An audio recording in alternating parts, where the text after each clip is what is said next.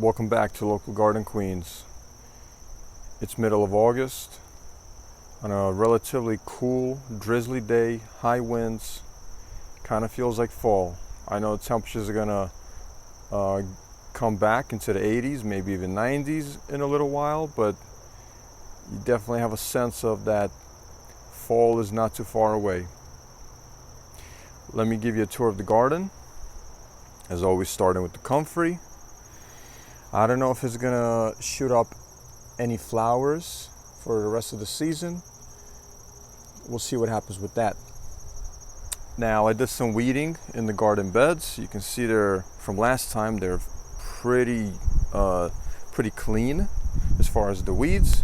The ground is exposed, and did some fall planting yesterday. In the front here, planted spinach, and among the bell pepper plants, about every foot or so, planted some beets. So the carrots were thinned. For the most part, they were very small. You can see some carrots laying down here. That's probably the average size of the carrots. I say about 2 inches, maybe 3. They had a nice carrot flavor to them, but very small. I think what happened was they were planted too close, and I didn't thin them enough. I left some carrots still. Maybe those will increase in size over time. And the bell pepper plants are pretty small for this time of the year. It's pretty late in the season for them. I'll be surprised if they produce, except for maybe this one here. Let me come in a little closer. You could see a little bell pepper forming. So this one I'll probably harvest. As far as the rest of them, highly doubt it. One lone dill plant left. And here in the walkway, you can see everything that all the weeds that I pulled out, and I just dropped them in the walkway. Maybe later on, probably springtime, when I prep the beds again, early spring, late winter, this will decompose some more, and I'll turn them into the beds. So the next bed over with the tomato plant in here. Tomato plant fell over, and I tied it so it was trying to inch its way towards the end of the bed, towards the fence, and I tied it so it kind of shoots up. You can see it's making more flowers, and there's some tomatoes growing here. We do have some tomatoes. Also, I scattered some bok choy seedlings maybe a couple of weeks ago, or almost a month, and here's one of the bok choy seedlings coming up, and another one here. So a few bok choy seedlings. Hopefully they'll mature and not bolt, but I do have more seeds that I collected waiting. It's a little early in the season, as I know it's gonna get warm again, and bok choy doesn't like too warm, so I'm gonna wait. Here we have the basils, the regular green basils and the purple basils. One of them kind of fell into that plant back there. I'll have to work on that. So the cucumbers, the 2 cucumber plants, I harvested probably half a dozen cucumbers, and they're looking like they're done.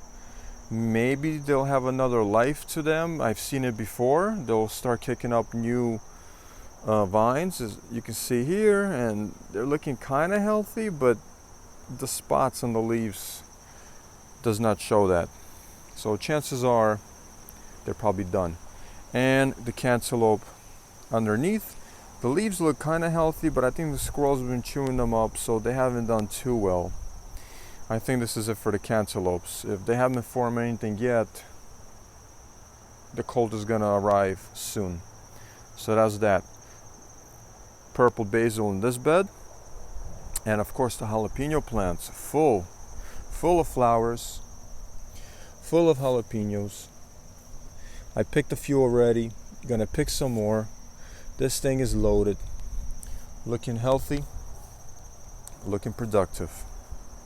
So behind the jalapenos, where I have plans of harvesting some delicious zucchini, which the squirrels decided to chew up.